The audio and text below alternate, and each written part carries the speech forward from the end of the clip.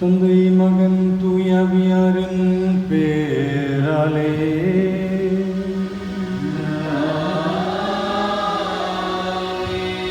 நம் ஆண்டவராகிய இயேசு கிறிஸ்துவின் அருளும் கடவுளின் அன்பும் தூயவியாரின் தோழமையும் உங்கள் அனைவரோடும் இருப்பதாக.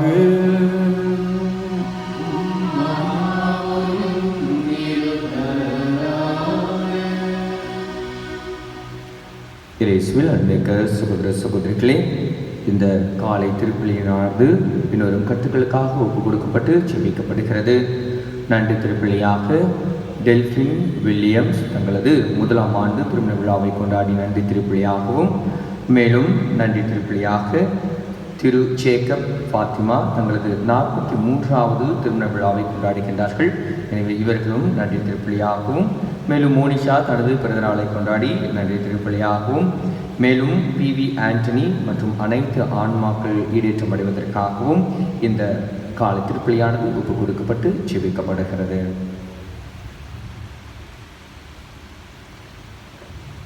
திருப்பலி முன்னுரை. பொதுக்காலம் ஆண்டின் 15ஆம் ஞாயிறு. இன்றைய நற்செய்தியில் இயேசு விதை விதைப்பவர் உவமை வழியாக தமது இறைவார்த்தையை நமது உள்ளத்தில் விதைக்கிறார். நம் உள்ளத்தில் விதைக்கப்பட்ட இறைவார்த்தை விதைகள் நன்கு வளர நம் உள்ளத்தை நல்ல நிலங்களாக மாற்றி நாமும் இறைவார்த்தையை விதைக்கும் நல்ல விதைப்பாளர்களாக மாறுவோம். இறைவார்த்தையை நம் வாய்மொழியாக விதைப்பதை விட நமது வாழ்வின் வழியை விதைப்பதில் ஆற்றலோடு செயலாற்றுவோம். உயர்ந்த லட்சியம் கொண்டு செயல்படுவோம். இறைவன் இந்த அருட்பணியில் நமக்கு இன்றைய திருப்பலி வழியாக துணை புரிய மன்றாடுவோம். மேலும் கொரோனா அழிவிலிருந்து இவ்வுலகம் விரைவில் மீண்டு இயல்பு வாழ்க்கையை தொடரவும், இக்கொரோனா கிருமிக்கு எதிராக உழைக்கின்ற ஒவ்வொரு நல்ல உள்ளங்களுக்காகவும் இத்திருப்பலியில் பக்தியுடன் மன்றாடுவோம்.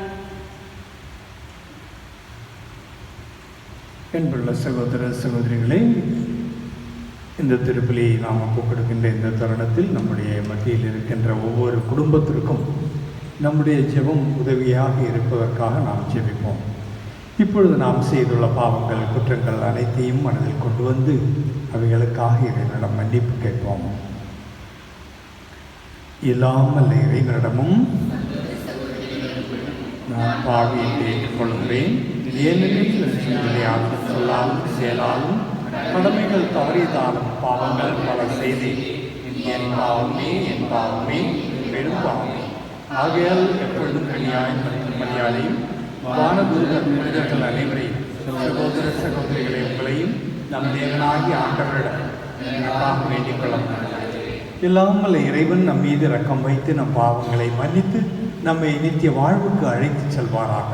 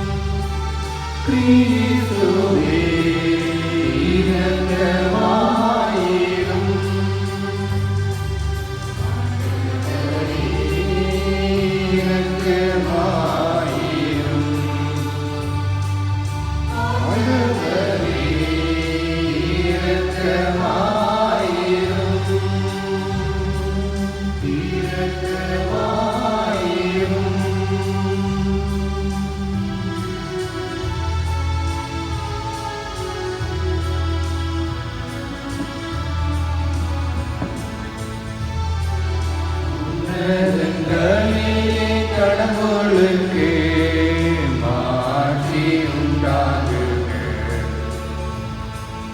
உலகினில்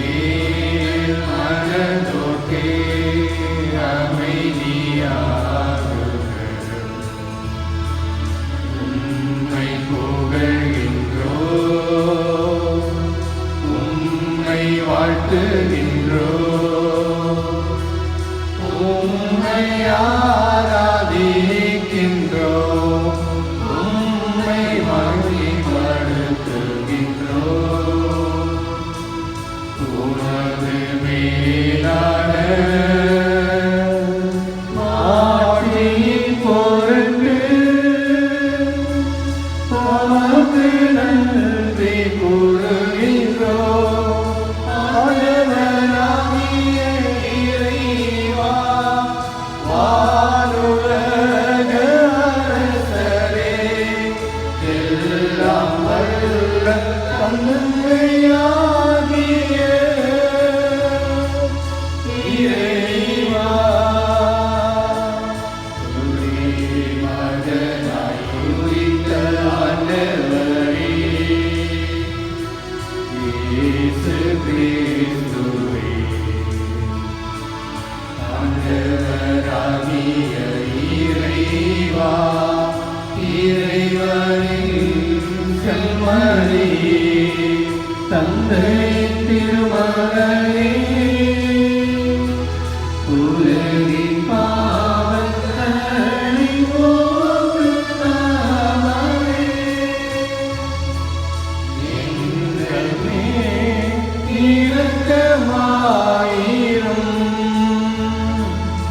உலகின் பாவங்களை போக்குபவரே,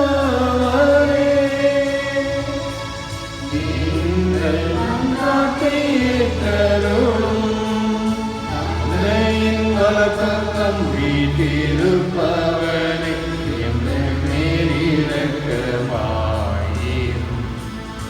ஏனெனில் இயேசு கிறிஸ்துவே, நீர் ஒருவரே தூயவர், நீர் ஒருவரே ஆண்டவர், நீர் ஒருவரே உன்னதர். தூய ஆவியாரோடு தந்தையாகிய இறைவனின் ஆட்சியில் இருப்பவர் நீரே.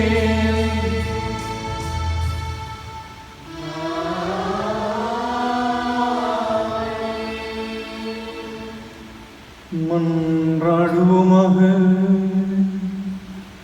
இறைவா, தவறி நடப்போர் நன்னறிக்கு திரும்பி வர அவர்களுக்கு உமது உண்மையின் ஒளியை காட்டுகின்றே.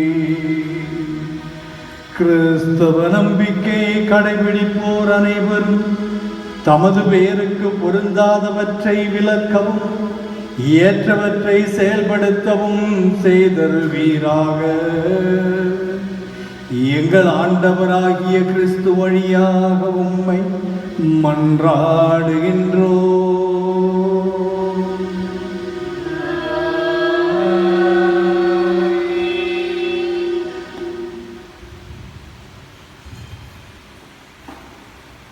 முதல் வாசகம். மழை நிலத்தை நனைத்தது, விளையச் செய்கின்றது. இறைவாக்கினர் எசையா நூலிலிருந்து வாசகம். அதிகாரம் 55, இறை வார்த்தைகள் 10 மற்றும் 11. ஆண்டவர் கூறுவது: மழையும் பனியும் வானத்திலிருந்து இறங்கி வருகின்றன. அவை நிலத்தை நனைத்து முளை அரும்பி வளரச் செய்து, விதைப்பவனுக்கு விதையையும் உண்பவனுக்கு உணவையும் கொடுக்காமல் அங்கு திரும்பிச் செல்வதில்லை. அவ்வாறே என் வாயிலிருந்து புறப்பட்டு செல்லும் வாக்கும் இருக்கும். அது என் விருப்பத்தை செயல்படுத்தி எதற்காக நான் அதை அனுப்பினேனோ அதை வெற்றிகரமாக நிறைவேற்றாமல் வெறுமையாய் என்னிடம் திரும்பி வருவதில்லை. இது ஆண்டவர் வழங்கும் அருள்வாக்கு. பதிலுரை பாடல் பல்லவி. நல்ல நிலத்தில் விழுந்த விதைகளோ விளைச்சலை கொடுத்தன.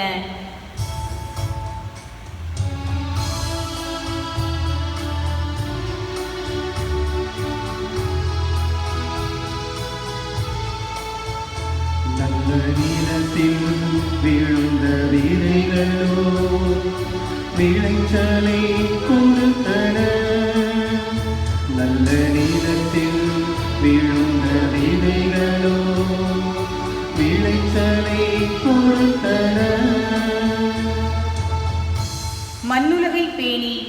நீர்வளத்தையும் நிலவளத்தையும் பெருக்கினீர். கடவுளின் ஆறு கரை புரண்டு ஓடியது, அது தானியங்களை நிரம்ப விளையச் செய்தது. பல்லவி.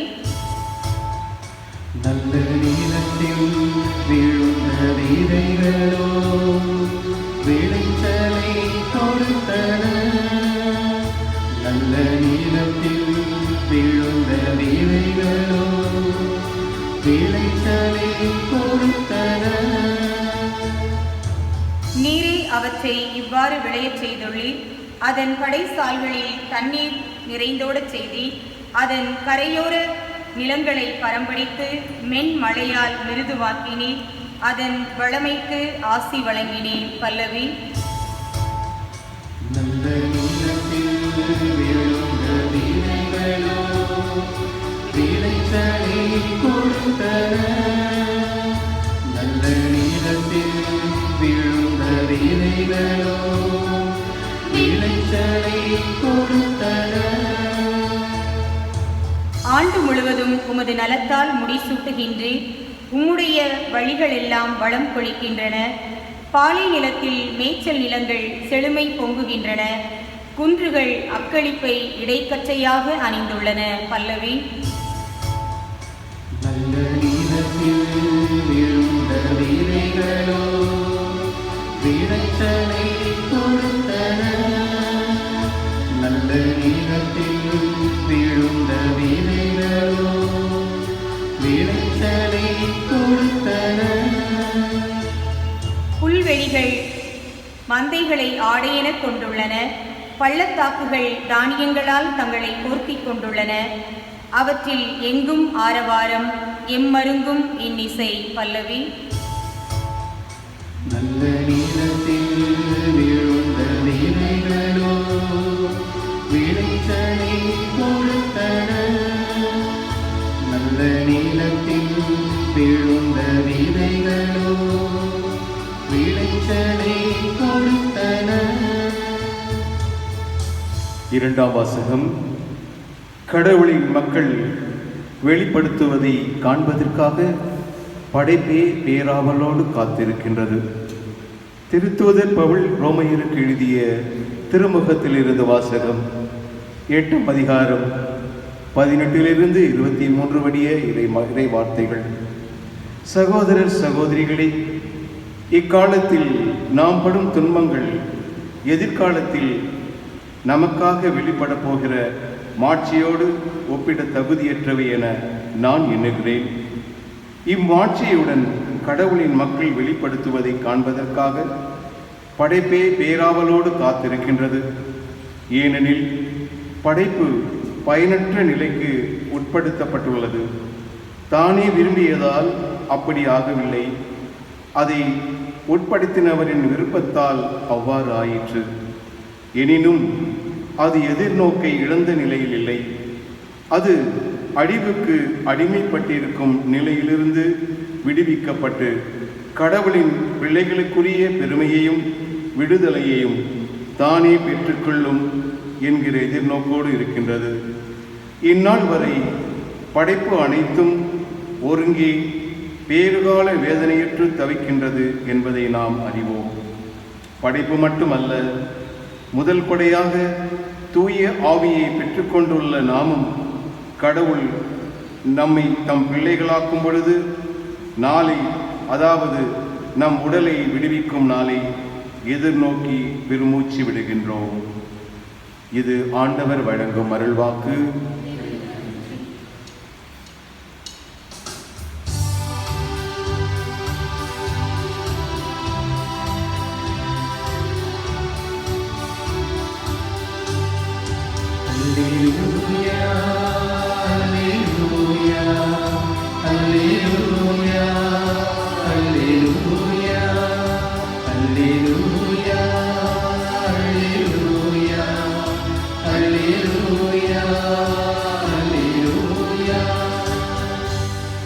இறைவனின் வார்த்தையே விதை, அதை விதைப்பவர் கிறிஸ்துவே. அவரை கண்டடைபவர் எல்லாரும் என்றென்றும் நிலைத்திருப்பார். அல்லேலூயா.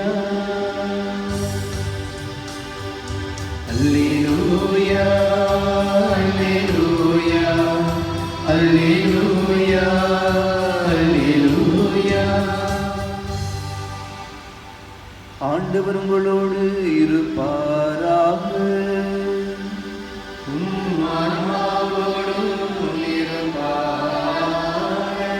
புனித மத்தேயு எழுதிய தூய நற்செய்தியிலிருந்து வாசகம்.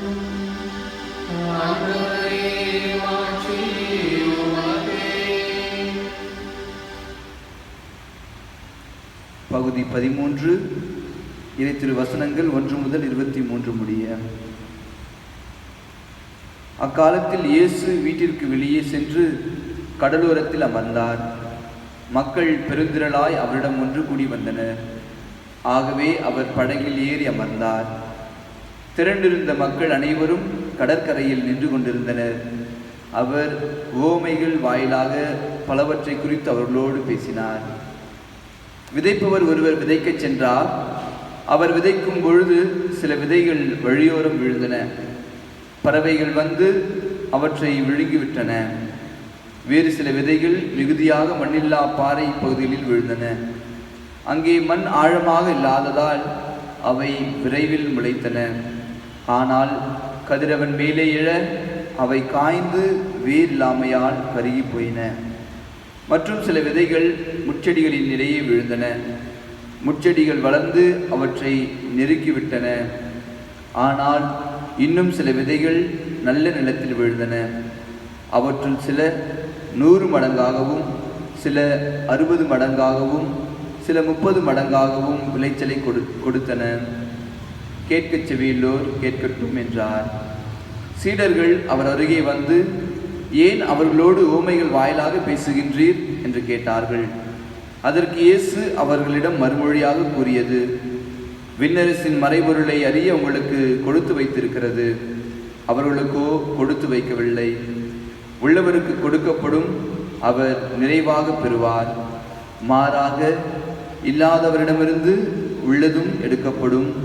அவர்கள் கண்டும் காண்பதில்லை, கேட்டும் கேட்பதில்லை, புரிந்து கொள்வதும் இல்லை. இதனால்தான் நான் அவர்களோடு உவமைகள் வாயிலாக பேசுகிறேன். இவ்வாறு எசையாவின் பின்வரும் இறைவாக்கு அவர்களிடம் நிறைவேறுகிறது. நீங்கள் உங்கள் காதால் தொடர்ந்து கேட்டும் கருத்தில் கொள்வதில்லை, உங்கள் கண்களால் பார்த்து கொண்டே இருந்தும் உணர்வதில்லை. இம்மக்களின் நெஞ்சம் கொழுத்து போய்விட்டது, காதும் மந்தமாகிவிட்டது. இவர்கள் தம் கண்களை மூடிக்கொண்டார்கள்.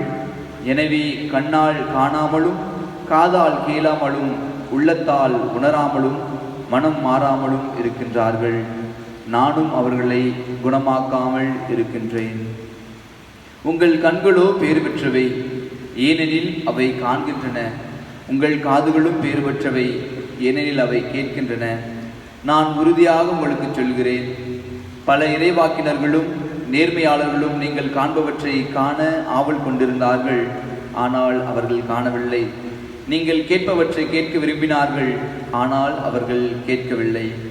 எனவே விதைப்பவர் உவமையை பற்றி கேளுங்கள். வழியோரம் விதைக்கப்பட்ட விதைகளுக்கு ஒப்பானோர் இறையாட்சியை குறித்த இறைவார்த்தையை கேட்டும் புரிந்து கொள்ள மாட்டார்கள். அவர்கள் உள்ளத்தில் விதைக்கப்பட்ட விதைகளை தீயோன் கைப்பற்றிச் செல்வான். பாறை பகுதியில் விதைக்கப்பட்ட விதைகளுக்கு ஒப்பானோர் இறைவார்த்தையை கேட்டவுடன் அதை மகிழ்ச்சியோடு ஏற்றுக்கொள்வார்கள். ஆனால் அவர்கள் வேறற்றவர்கள். எனவே அவர்கள் சிறிது காலமே நிலைத்திருப்பார்கள். இறைவார்த்தையின் பொருட்டு வேதனையோ இன்னலோ நேர்ந்தவுடனே தடுமாற்றம் அடைவார்கள். முச்செடிகளுக்கிடையில் விழுந்த விதைகளுக்கு ஒப்பானோர் இறைவார்த்தையை கேட்டும் உலக கவலையும் செல்வ மாயையும் அவ்வார்த்தையை நெருக்கிவிடுவதால் பயனளிக்க மாட்டார்கள். நல்ல நிலத்தில் விதைக்கப்பட்ட விதைகளுக்கு ஒப்பானோர் இறைவார்த்தையை கேட்டு புரிந்து கொள்வார்கள். இவர்களுள் சிலர் 100 மடங்காகவும், சிலர் 60 மடங்காகவும், சிலர் 30 மடங்காகவும் பயனளிப்பர். ஆண்டவரின் அருள்வாக்கு.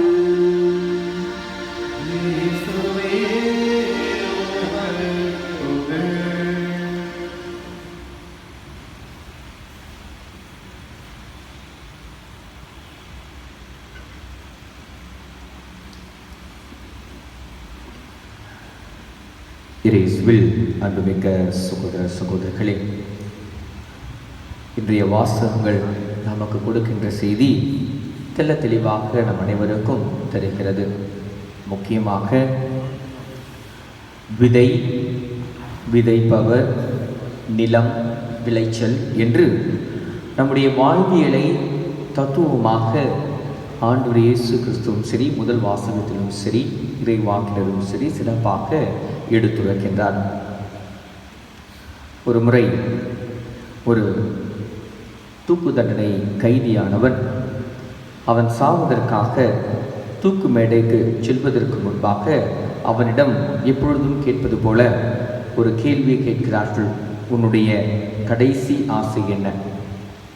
அவன் சொன்ன பதில், என்னுடைய தாயை நான் சந்திக்க வேண்டும்.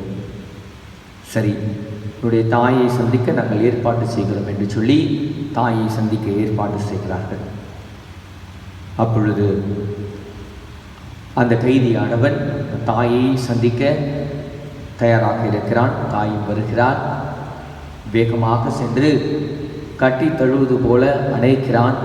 ஆனால் அவருடைய தாய் அங்கு கூச்சலிடுகிறார், சத்தம் போடுகிறார், ஐயோ அம்மா என்று கத்துகிறார். என்ன என்று பார்க்கும் பொழுது அந்த தூக்கு தண்டனை கைதியானவன் தன்னுடைய தாயினுடைய காதை கடித்து விடுகிறான்.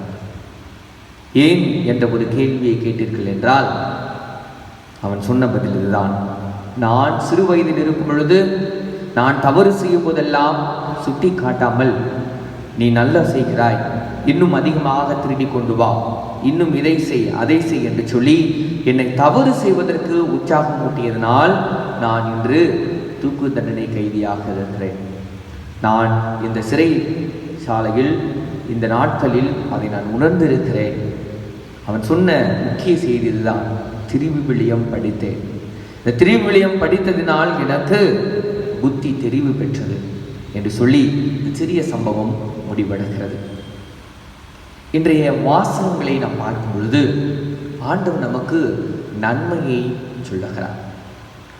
முற்காலத்தில் அரசர்களுடைய அரசவையில் அரசனுக்கு உண்மையை எடுத்துச் சொல்வதற்காகவே 2-3 அமைச்சர்களை வைத்திருப்பார்கள். அரசனே, நீ செய்வது தவறு, நீ இப்படி செய்தால் குடிமக்கள் வாடுவார்கள், அவர்களை நீ நல்ல ஆட்சியில் செய்ய முடியாது என்று சொல்வதற்காகவே அரசவையில் அமைச்சர்கள் 2 வைத்திருப்பார்கள்.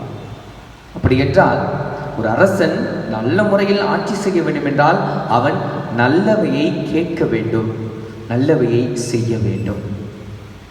கிறிஸ்துவர்களாகிய நாம் அந்த நன்மையை பெறுவதற்காக நாம் பேறு பெற்றவர்களாக இருக்கிறோம். ஒவ்வொரு ஞாயிற்றுக்கிழமையும் சரி, திருப்பலியின் போதும் சரி, இறை வார்த்தையை படித்து அதை விளக்கம் சொல்லி நன்மை இப்படி செய்ய வேண்டும் என்று சொல்ல நாம் பேறு பெற்றவர்களாக இருக்கிறோம் என்பதை தான் இன்றைய வாசகங்கள் நமக்கு எடுத்து கூறுகிறது.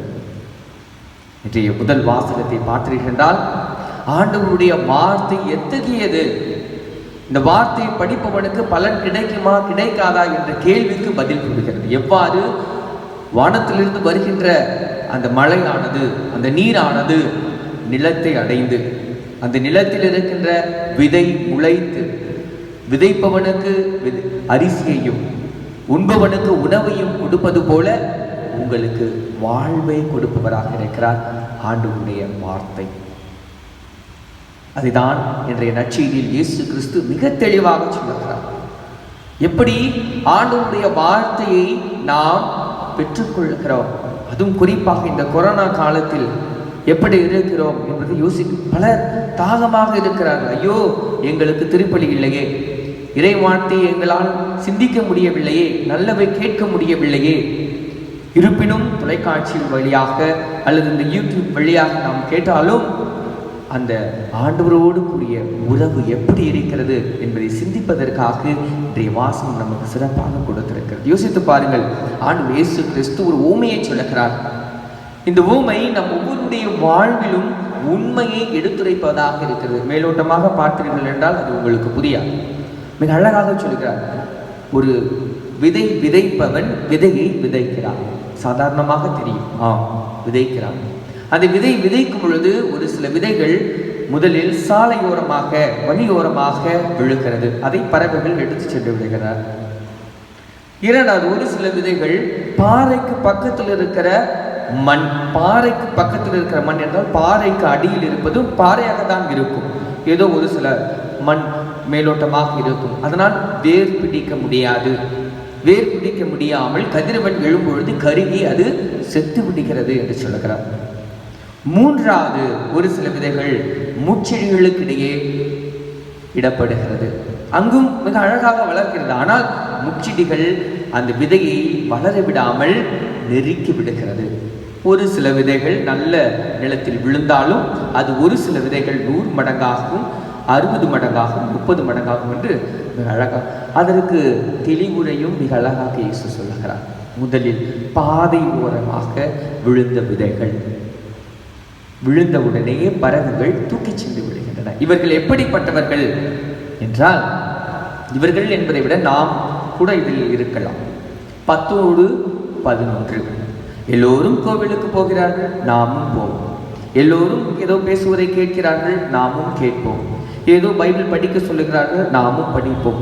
இப்படி படிக்கும் பொழுது ஆண்டவருடைய வார்த்தை உயிருள்ளதாக இருந்தாலும் அது நமக்கு உண்மையை வெளிப்படுத்த இயலாதாக மாறிவிடுகிறது என்பதனை தான் ஆண்டவர் இயேசு கிறிஸ்து மிக அழகாக இன்றைய அந்த முதல் தத்துவத்தில் சொல்கிறார். பறவை வந்து தூக்கி விடுகிறது என்றால் யார் என்ன சொன்னாலும் கேட்பது, எல்லோருத்திலையும் நாம் சந்தேகப்படுவது, இது உண்மைதானா, இதை ஒரு டெஸ்ட் பண்ணி அறிவியல் பூர்வமாக எப்படி இதை நிரூபிக்க முடியும் என்றெல்லாம் நாம் சிந்திக்கும் பொழுது இந்த பறவைகள் எவ்வாறு இந்த விதையை தூக்கி சென்று விடுகிறதோ, ஆண்டுடைய இறை வார்த்தையும் நம்மளிடம் ஆழம் பெறாமல் யார் வேண்டுமானாலும் சொல்வதை கேட்டுவிட்டு நாம் கடந்து விடுவோம். யோசித்து பாருங்கள், இந்த கொரோனா நேரத்திலும் நாம் எப்படி சிந்திக்கின்றோம், திருவிழத்தை எப்படி பார்க்கிறோம், இறை வார்த்தை எப்படி பார்க்கிறோம். இரண்டாவது மக்களாக எப்படி இருக்கிறார்கள் என்றால், பாறை ஓரத்தில் விழுந்த மண்ணில் போடப்பட்ட விதைகளாக. அது எப்படி மிக வேகமாக வளர்ச்சி அடைகிறது, மிக வேகமாக வளர்ச்சி. இது எப்படிப்பட்டவர்களாக இருக்கிறார்கள் என்றால், நம்மில் பலர் இப்படி இருக்கும். நான் வேண்டுறேன், இன்னைக்கு நான் ஒரு உபவாசம் இருந்து ஜெபிக்கிறேன், நாளைக்கு எனக்கு இது கிடைக்க வேண்டும், வேண்டி முடிச்சுக்குவோம், நல்லா ஜெபம் செய்வோம், இரவு முழுவதும் ஜெபம் செய்வோம். நாளைக்கு அது நடக்கவில்லை என்றால் நம்ம என்ன செய்வோம், இன்றைக்குமே கோவிலுக்கு போகவே கூடாது. நான் எவ்வளவு ஜெபம் செஞ்சேன், நான் எவ்வளவு பக்தியோடு ஜெபிச்சேன், இரவு முழுவதும் முட்டி போட்டு ஜெபிச்சேன், ஆனால் கடவுள் எனக்கு கொடுக்க. இப்படிப்பட்டவர்களை தான் ஆண்டவர் இரண்டாவது அந்த விதை விழுந்த இடத்தில் ஒப்பிடுகிறார். பாறையில் பக்கத்தில் நல்லா ஜெபிக்கிறோம், நல்லா வேகமாக வளர்கிறோம், ஆனால் ஆழம் பெறாமல். இதில் தான் நாம் முக்கியமாக ஒன்றை நாம் புரிந்து கொள்ள வேண்டும். ஆபிரகாம் விசுவாசின் தந்தை எப்படி ஏன் அழைக்கப்பட்டார்? பெறுவதினால் அல்ல, இழந்ததினால். தனது மகனை இழப்பதினால் அவர் விசுவாசின் தந்தை என்று அழைக்கப்பட்டார். கடவுளிடமிருந்து எல்லாத்தையும் பெற்றுக்கொண்டதினால் அவர் விசுவாசின் தந்தை என்று அழைக்கப்படவில்லை. எனவே நாம் எதை இழக்கிறோம் என்பதை நாம் யோசிக்க வேண்டும். 2ஆம் வாசகத்தில் மிக அழகாக சொல்லப்பட்டது, நாம் பெறவிருக்கும் ஆட்சியை நாம் இப்பொழுது படுகின்ற துன்பத்தை சேர்ப்போமானால் இதை நாம் அதை கண்டுகொள்ளவே, அதை பார்க்கவே முடியாத அளவிற்கு நமக்கு மாற்றி இருக்கிறது. இந்த துன்பங்கள் எல்லாம் ஒரு சாதாரண துன்பங்கள் தான். இந்த தூய ஆவியினால் வந்து நாம் இந்த உடலில் இருந்து நமது ஆன்மாவை விடுவிப்பார் என்று சொல்லப்படுகிறார். அப்படி என்றால் இந்த உலக வாழ்க்கை, இந்த மூன்றாவது நீங்கள் பார்த்தீர்களா, மூன்றாவது இடத்தில் ஆண்டவர் இயேசு கிறிஸ்து சொல்லுகிறார், விதை எங்கு போடப்படுகிறது? விதை ஆனது முச்செடிகளிடையே இடப்படுகிறது. இதிலும் நாம் பலர் இருக்கிறோம். முச்செடிகளிடம் இடப்பட்ட அந்த விதைகள் வளர்கின்றன, மிக அழகாக வளர்கின்றன. ஆனால் முச்செடிகள் எல்லாம் அதை நெருக்கி விடுகிறது. அப்படி என்றால் கடவுளிடம் நாம் செபிப்போம், எப்படித்தான் இருக்க வேண்டும் நினைப்போம். ஆனால் வெளியே சென்றவுடன் இந்த உலக மாயை, இந்த உலகம் எப்படி வாழச் சொல்லுகிறதோ அப்படியே வாழ்கிறோம். இதற்கு அழகாக சொல்ல வேண்டும் என்றால், ஆற்றில் ஒரு காரு, சேற்றில் ஒரு கால், இப்படியும் இருப்போம், அப்படி இருப்போம். இப்படிப்பட்டவர்களாக இருந்தோம் என்றால் நம்முடைய வாழ்வு ஆண்டவரின் மீது கொண்ட அந்த அடித்தளத்தில் எல்லாமே ஆகிறது. அதனால்தான் முச்செடிகள் நம்மை நெருக்கி விடுகின்றன. இன்று காலையில் கூட ஒரு அருத்தந்தையிடம் பேசிக் கொண்டிருந்த பொழுது அருத்தந்தை சொன்னார், பலர் இப்பொழுது உணர்ந்திருப்பார்கள், ஆண்டவர் இல்லாமல் நாம் எப்படி வாழ்வது? நிச்சயமாக ஆண்டவர் நமக்கு தேவைப்படுகிறார். அதுவும் இந்த காலங்களில், இந்த திருப்பலி இல்லாத காலங்களில் நம்ம எவ்வளவு கஷ்டப்படுகிறோம் என்று நினைப்பார்கள் என்று சொல்லுவார். ஆனால் இன்னும் ஒரு சிலர் இருக்கிறார்கள் என்று அவரே சொன்னார், இவ்வளவு நாள் நாங்கள் கடினப்பட்டோம், எங்களுக்கு ஒன்றுமே ஆகலையே, கொரோனா வந்து நாங்கள் ஒன்றுமே ஆகலையே, இதனால் என்ன நான் ஏன் கடவுளுக்கு வர வேண்டும் என்றெல்லாம் கூட மக்கள் இன்னும் இருப்பார்கள் என்று சொல்லப்படுகிறது. இதை தான் ஆண்டவர் இயேசு கிறிஸ்து சொல்கிறார். முச்செடியில் விதைக்கப்பட்ட அவர்கள் விதைகளைப் போல ஆண்டவரை நேசிப்பார்கள், ஆனாலும் கடவுள் தான் எங்களுக்கு தேவை என்பதை உணராமல் இருக்கிறார்கள். நாம் யோசித்துப்பார், பல நேரங்களில் நாமும் இப்படிப்பட்ட இடங்களில் தான் நாமும் விதைக்கப்பட்டிருக்கிறோம். இப்படி விதைக்கப்பட்ட விதைகளிலிருந்து எப்படி வளர்வோம்? ஆனால் 4வது இடத்தில் விழப்பட்ட அந்த விதையானது 30 மடங்காகவும் 60 மடங்காகவும் 100 மடங்காகவும் விளைச்சலை கொடுக்கிறது. நம்மளே ஒரு சிலர் ஆண்டவருடைய வார்த்தைகளை கேட்டு ஒரு சில நல்ல காரியங்களை செய்ய முயற்சி செய்வோம். மகிழ்ச்சி, அது 30 மடங்காக இருக்கலாம், 60 மடங்காக இருக்கலாம், 100 மடங்காக இருந்தால் மிகவும் மகிழ்ச்சி, ஆனால் அது கடினம்.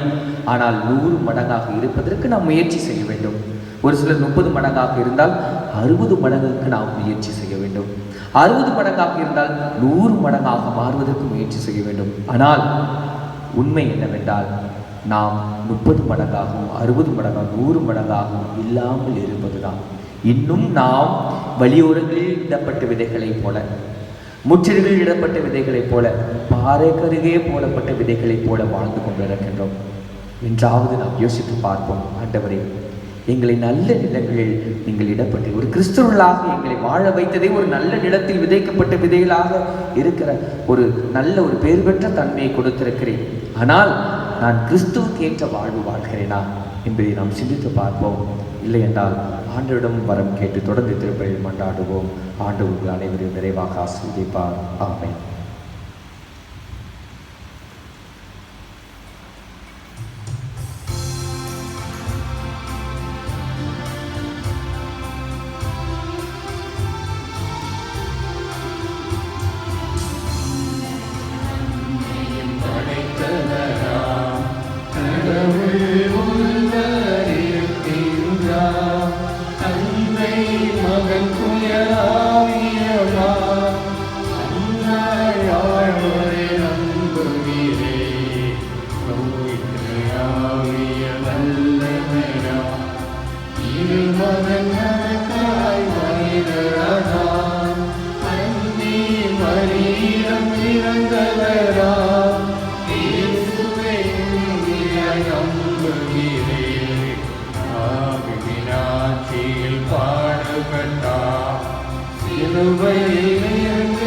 அடக்கப்பட்டார், 3ஆம் நாளில் உயிர்த்தெழுந்தார், இருந்தென்னும் மீது வெற்றி கொண்டார், வாழ்ந்தயிடம் அரியணை கொண்டு இருக்கின்றார், உலகம் முடியும் காலத்திலே நடுவர திரும்பவும் வந்திடுவார்.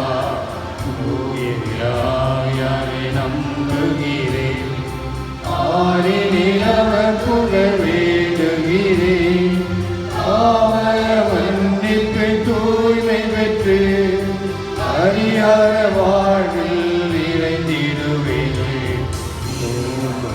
ஊற்றதை நம்புகிறேன், உயிர்கள் உறப்பை நம்புகிறேன், உயிரை நம்பினாழை உறுதியுடனே நம்புகிறேன்.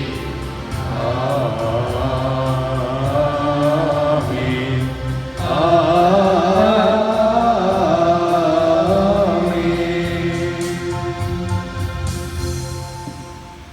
இறைவர்கள் மன்றாட்டு. எங்கள் அன்பு தந்தையே இறைவா, எங்களுக்கு தெரிந்த மொழியில் இதோ எங்களுடைய குறைகளையும் நிறைகளையும் எடுத்து சொல்லும் வண்ணமாக உமது சந்நிதியில் எங்கள் வேண்டுதல்களை நாங்கள் எழுப்புகின்றோம். இதை நீர் கேட்டு எங்களுக்கு உகந்த வரங்களை தந்திடும்படியாக நாங்கள் உம்மை மன்றாடுகிறோம். நம் அனைவரின் பதில் எல்லாம் வல்ல இறைவா எங்கள் மன்றாட்டை கேட்டருளும். எல்லாம் வல்ல இறைவா எங்கள் மன்றாட்டை கேட்டருளும். அருள் வளங்களின் ஊற்றாகிய எம் இறைவா, விதைகளை தெளிப்பது இறை வார்த்தையை சுமந்து செல்பவரின் கடமை என்பதை திரு அவையிலுள்ள அனைவரும் உணர்ந்து உம் வார்த்தைகளை வாழ்வாக்கிடவும் இதை அடுத்தவர்களுக்கு அறிவிக்கின்ற உம் மகன் இயேசுவின் சீடர்களாய் உழைத்திட வேண்டிய வரங்களை பொழிந்திட வேண்டும் என்று இறைவா உம்மை மன்றாடுகின்றோம். மகத்துவமிக்க எம் இறைவா, இறை வார்த்தையை விதைப்பது என்பது ஒவ்வொருவர் வாழ்வின் வழியாக நிகழும் அமைதியான விதைத்தல். அதன் வழியாக சுற்றி இருப்போரின் வாழ்வில் உருவாகும் நிலை வாழ்வுக்கான விளைச்சல் என்ற கருத்துக்களை எங்கள் குடும்பங்களில் செயல்படுத்த உம் ஆவியின் அருள் வரங்களை பொழிந்திட வேண்டும் என்று இறைவா உம்மை மன்றாடுகின்றோம். நலம் காண நல்வழி நடத்தும் எம் இறைவா, உள்ளங்களில் மாற்றங்கள் இல்லாமல் சட்டங்களை கடமைக்காக கடைபிடிப்பதால் பயனில்லை என்பதை எங்கள் நாட்டு தலைவர்கள் உணர்ந்து சுயநலமற்ற சேவைகளில் ஈடுபடவும், மக்களின் குறை தீர்த்த நல்லாட்சி தந்திடவும், தொற்று நோயின் தாக்கத்தை முடிவுக்கு கொண்டு வரவும், மக்களுக்கு நல்வாழ்வு அளித்திட வேண்டிய வரங்களை தர வேண்டும் என்று இறைவா உம்மை மன்றாடுகின்றோம்.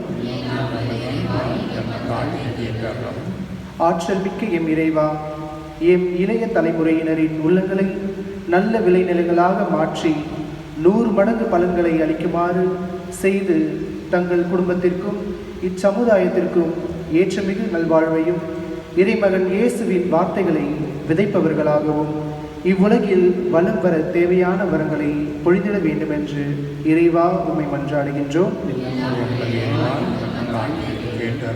நலமளிக்கும் வல்லவரே எம் இறைவா, இந்த தொற்று நோய்க்கு எதிராய் தன்னலம் கருதாமல் போராடுபவர்கள் அனைவரையும் காத்தருளும். அன்பும் பொறுமையும் கரிசனையும் அளித்து உயிர்களை காத்திடும் பணியை செவ்வனே செய்திட அவர்களுக்கு பக்கபலமாய் இருக்க வேண்டும் என்று இறைவா உம்மை மன்றாடுகின்றோம். நாம் நம்முடைய தனிப்பட்ட கருத்துக்களை இறைவனிடம் எழுப்புவோம். குறிப்பாக நம் மத்தியில் கொரோனா என்கின்ற கொடிய நோயினால் அவதிப்படுகின்றவர்களை மனதில் கொண்டு வந்து இறைவன் அவர்களுக்கு விரைவில் விடியல் தருவதற்காக வேண்டுவோம்.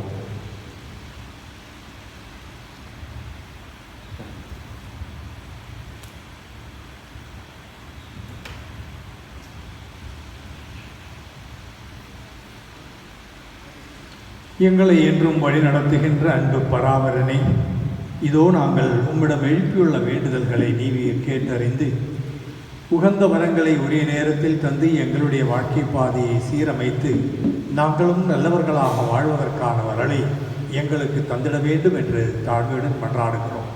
எங்கள் மன்றாட்டுக்கள் அனைத்தையும் உம் திருமகன் இயேசு கிறிஸ்து வழியாக உம்மிடம் சமர்ப்பிக்கின்றோம்.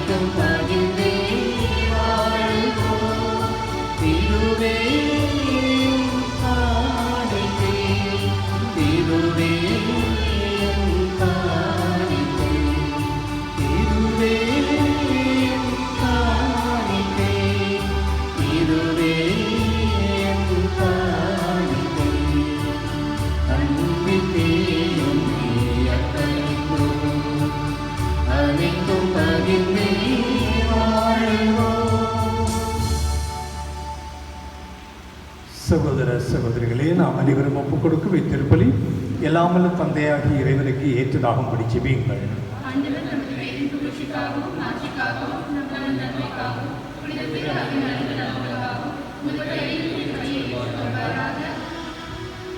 ஆண்டவரே, உம்மை நோக்கி மன்றாடும் திரு அவையின் காணிக்கைகளை கண்ணோக்கி அருளும். உம் நம்பிக்கையாளர் புனிதத்தில் வர உதவும் உணவாக இவற்றை நீர் மாற்றியருள்வீராக. எங்கள் ஆண்டவராகிய கிறிஸ்து வழியாக உம்மை மன்றாடுகின்றோ.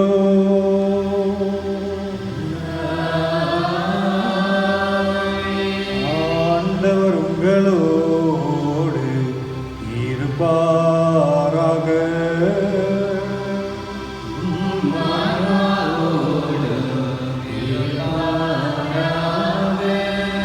இதயங்களை ஆண்டவரிடம் எழுப்புங்கள்.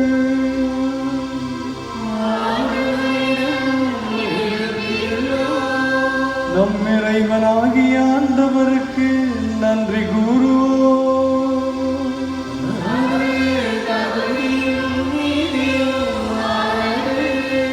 ஆண்டவரே, தூயவரான தந்தையை, என்றுமுள்ள எல்லாம் வல்ல இறைவா, எங்கள் ஆண்டவராகிய கிறிஸ்து வழியாக எந்நாளும் எவ்விடத்திலும் நாங்கள் உமக்கு நன்றி செலுத்துவது மெய்யாகவே தகுதியும் நீதியும் ஆகும்.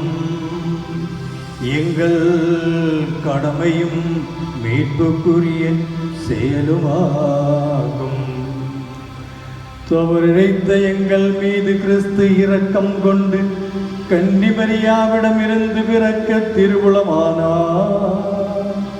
சிலுவையில் பாடுபட்டு முடிவில்லா சாவிலிருந்து எங்களை விடுவித்தார்.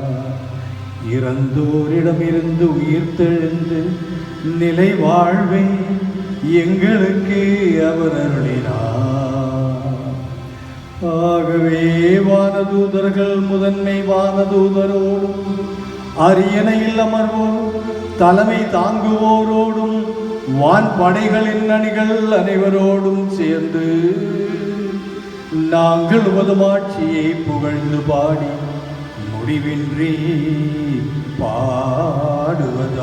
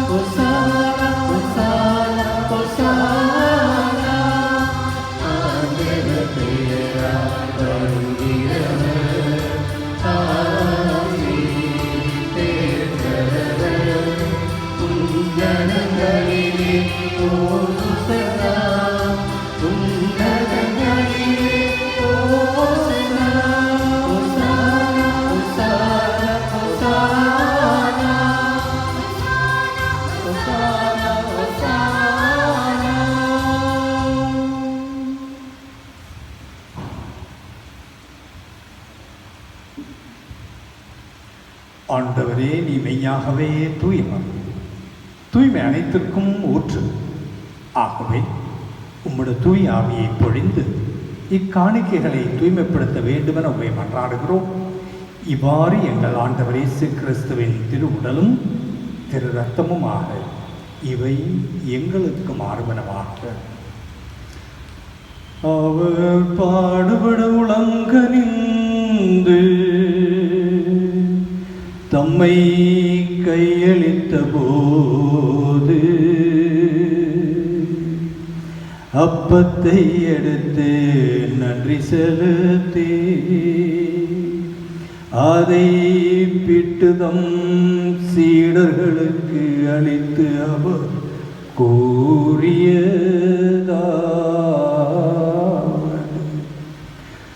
அனைவரும் இதிலிருந்து பெற்றுண்ணுங்கள், ஏனெனில் அளிக்கப்படும் என்னுடல்.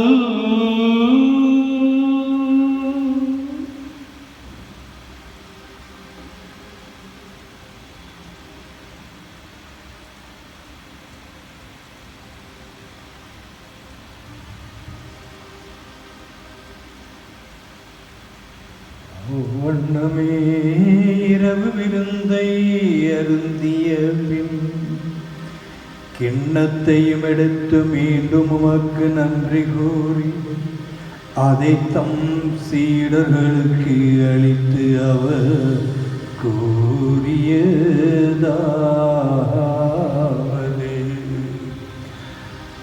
அனைவரும் இதிலிருந்து பெற்று பருகுங்கள், ஏனெனில் இது புதிய நிலையான உடன்படிக்கைக்குரிய என் இரத்தத்தின் கிண்ணம். இது பாவ மன்னிப்புக்கென்று உங்களுக்காகவும் எல்லாருக்காகவும் சிந்தப்படும். இதை என்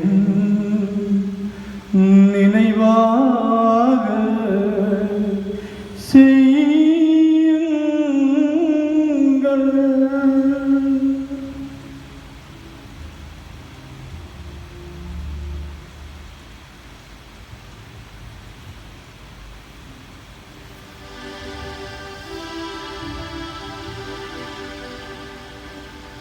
நம்பிக்கையின் மறைபொருள்.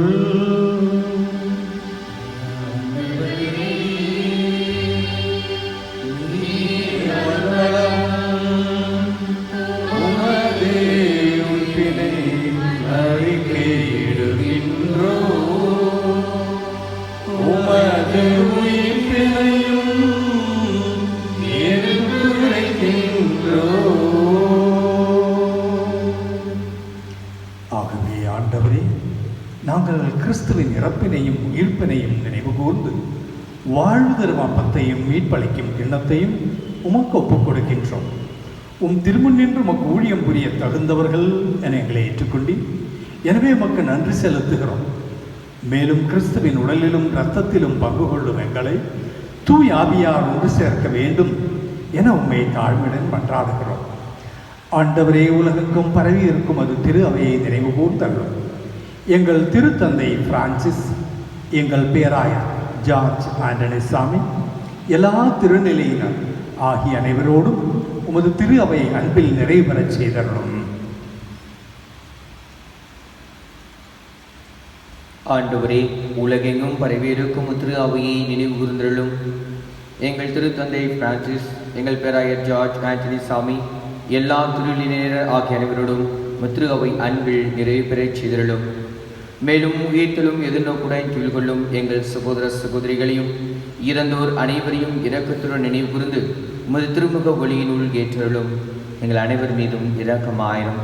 கடவுளின் கன்னித்தாயான புனித மரியா, அவருடைய கணவரான புனித யோசேப்பு, புனித திருத்தூதர்கள், எங்கள் பங்கின் பாதுகாவலியாக இருக்கின்ற புனித அபிலா திரிசம்மாள், இவ்வுலகில் உமக்கு உகந்தவராக இருந்தோர் ஆகிய புனிதர்கள் அனைவருடனும் நாங்கள் நிலை வாழ்வில் பங்கு கொள்ளும் தகுதி பெற்று உம் திருமகன் இயேசு கிறிஸ்து வழியாக உம்மை புகழ்ந்தேத்தும் வருமருள உம்மை மன்றாடுகிறோம்.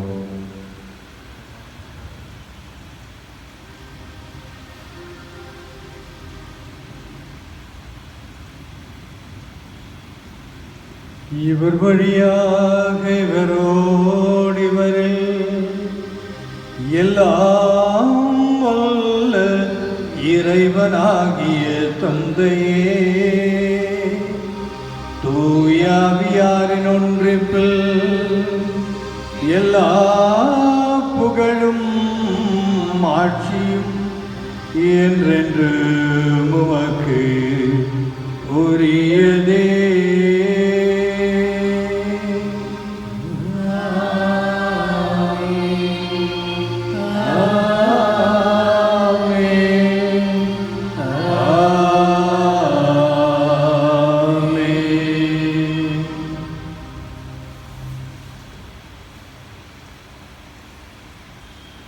மீட்பெருங்கட்டளையால் கற்பிக்கப்பட்டு தேவ படிப்பினையால் பயிற்சி பெற்ற நாம் துணிந்து பாடுவோம்.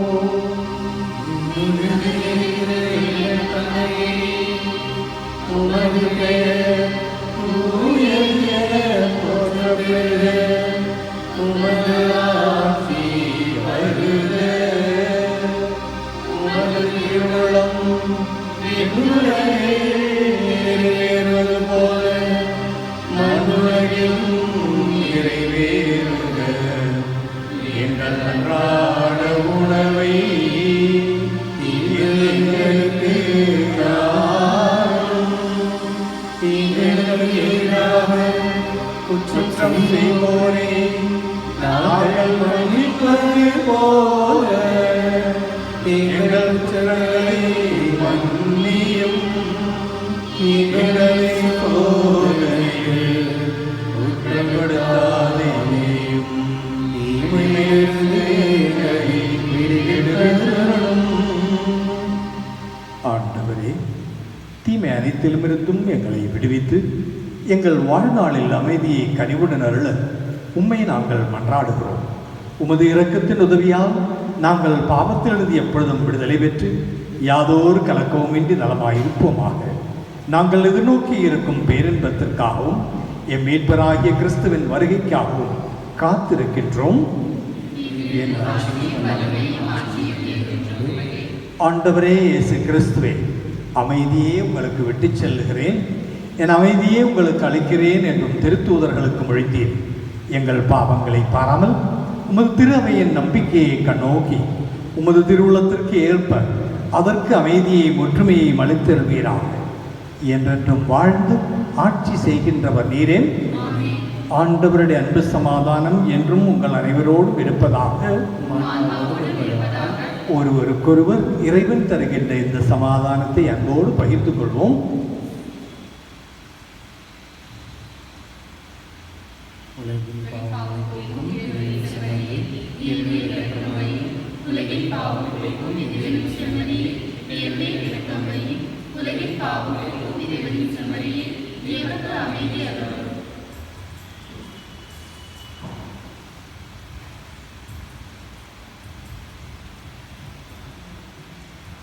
இதோ நம் ஆண்டவர் இயேசு கிறிஸ்துவின் திருவுடலும் திரு ரத்தமும். இவரே நம்மை வாழ வைக்கின்ற செம்மன். இவருடைய திருவிருந்திற்கு அழைக்கப்பட்டிருக்கும் நாம் அனைவரும் பேறு பெற்றோர்.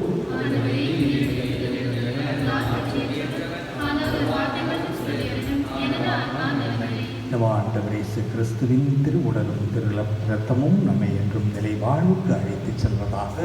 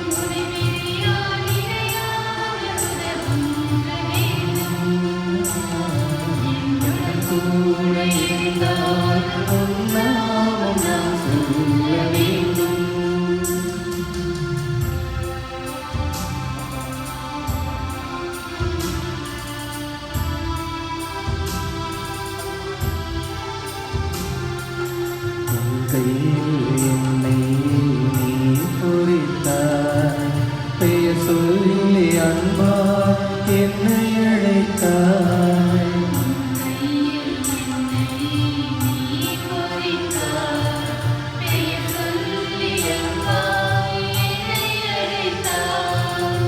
ஏன் என்னை நீ தெரிந்தாய், என் வாழிலே நுழைந்தாய்.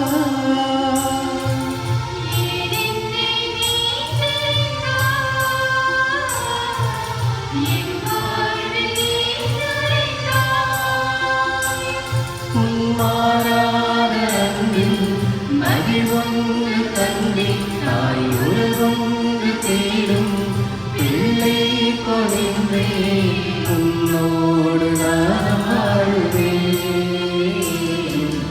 ஒருபோதும் உன்னை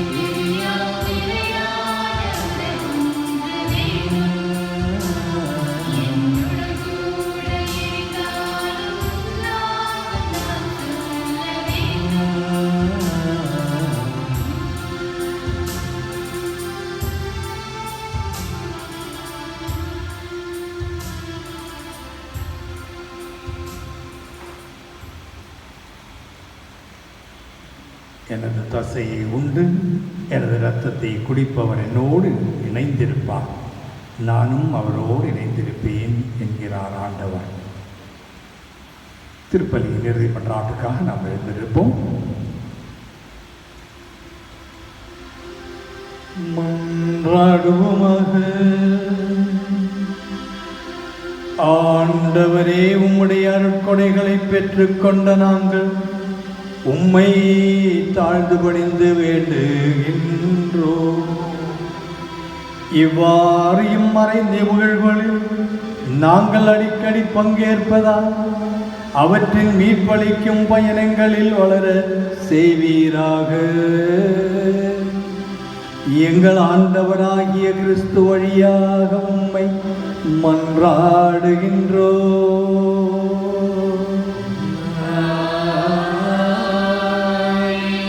ஆண்டவர் உங்களோடு இருப்பாராக.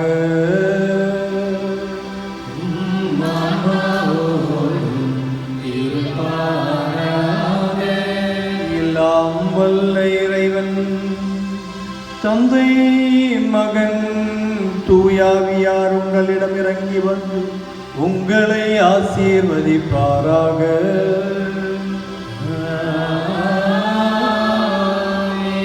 சென்று வாழுங்கள். திருப்பலி நிறைவுற்றது.